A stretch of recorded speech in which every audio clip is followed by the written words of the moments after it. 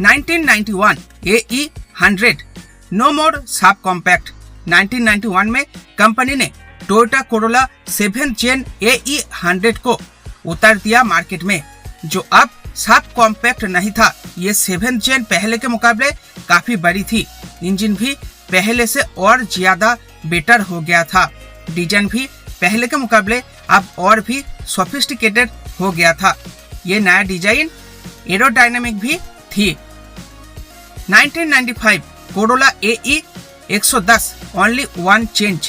पहले की जेनरेशंस में कंपनी जितने भी बॉडी टाइप्स को ऑफर करता था उन सबको डिसकंटिन्यू करके 8th जेन कोरोला को अब सिर्फ सेडान अवतार में ही लॉन्च करा कार मार्केट में। इस सेडान के व्हील्स को पावर देता था एक 1.8 लीटर इंजन जो 120 HP का पावर जनरेट करता था। ट्रांसमिशन की बात करें तो 3 और 4 स्पीड ऑटोमेटिक ट्रांसमिशन और 5 स्पीड मैनुअल ट्रांसमिशन था इस 8th जेन कोरोला सेडान में।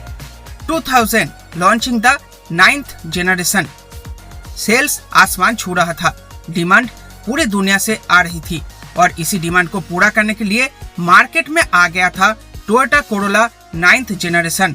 इस 9वें जेनरेशन में भी 1.8 लीटर का ही इंजन था, लेकिन पावर पहले के मुकाबले और भी जेनरेट करता था। ये इंजन अब 130 हॉर्स पावर प्रोड्यूस करता था। 4 स्पीड ऑटोमेटिक और 5 स्पीड मैनुअल ट्रांसमिशन था इस 9th जेन में। इसके बाद साल 2003 में पहली बार कोरोला की एंट्री हुई इंडियन मार्केट में और यहाँ पर भी इसने झंडे गाड़ दिए। इस इंडियन मॉडल में था रिलायबिलिटी, कॉम्फोर्ट और लग्जरी। इस कार की वजह से इंडियन मार्केट में लग्जरी सेडान्स का चलन शुरू हुआ। इसी लग्जरी कार के वजह से अगले ही साल 2004 में टोयोटा कोरोला ने largest selling executive sedan in India की ताज हासिल करी। साल 2005 में इंडियन कोरोला को पहली बार इसका फेसलिफ्ट मिला। Sleeker front bumper, redesign fog lamps, new LED tail lights, 10 inch spoke alloy wheel, honeycomb new grille और auto climate control as a standard Corolla के सभी वेरिएंट्स में ऑफर करा गया था टोयोटा के तरफ से। 2008 Toyota Corolla Altis coming in the Indian market. इसी साल इंडिया में एंट्री हुआ टोयोटा कोरोला ऑल्टिस का।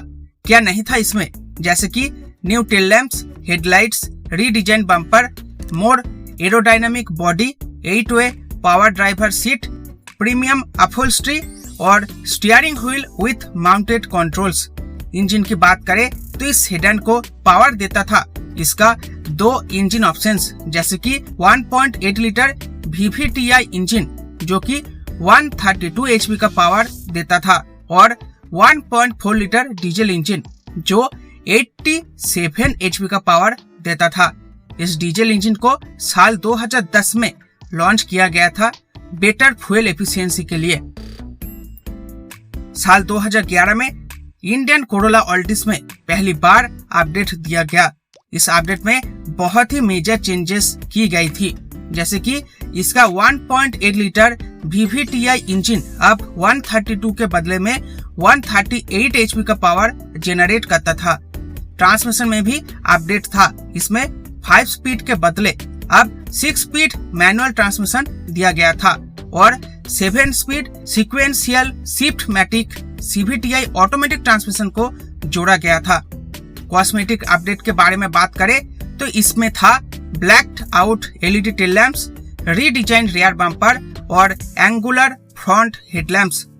इसके बाद साल 2014 में टोयोटा कोरोला का 11th जेनरेशन लॉन्च हुआ ग्लोबली, जबकि इंडिया में लॉन्च हुआ ऑल्टिस का 3rd generation. 2020 Corolla Altis dead और अलाइव।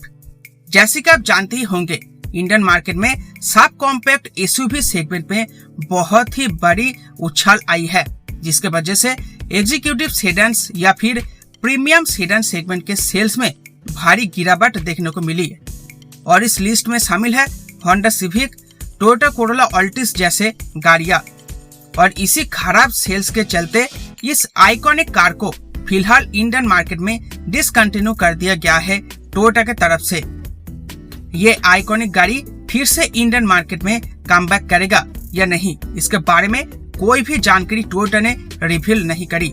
लेकिन टोयोटा कोरोला 2020 के ग्लोबल मॉडल के स्पेसिफिकेशंस के बारे में बात करें तो इसमें है इलेक्ट्रॉनिक स्टेबिलिटी कंट्रोल यानी कि ESC, anti lock braking system यानी कि ABS, seat belt pretensioners in front, isofix anchors for child safety, 7 airbags as a standard feature Toyota Corolla के सभी वेरिएंट्स में मिलता है, बेस वेरिएंट से टॉप वेरिएंट तक। इंजन स्पेसिफिकेशंस के बारे में बात करें तो इस 12th जेन कोरोला ऑल्टिस को पावर देता है इसका 2 लीटर पेट्रोल इंजन जो कि है 177 हॉर्स पावर की, और दूसरा इंजन है 1.8 लीटर का पेट्रोल इंजन।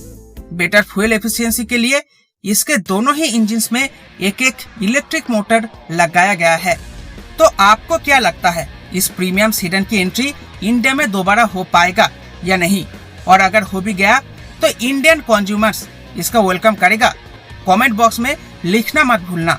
और अगर आपको आज का ये वीडियो पसंद आया है तो इसे लाइक करना, शेयर करना, और चैनल पर नए हो तो चैनल को सब्सक्राइब करना ऐसे ही ऑटोमोबाइल से जुड़ी हुई वीडियोस देखने के लिए।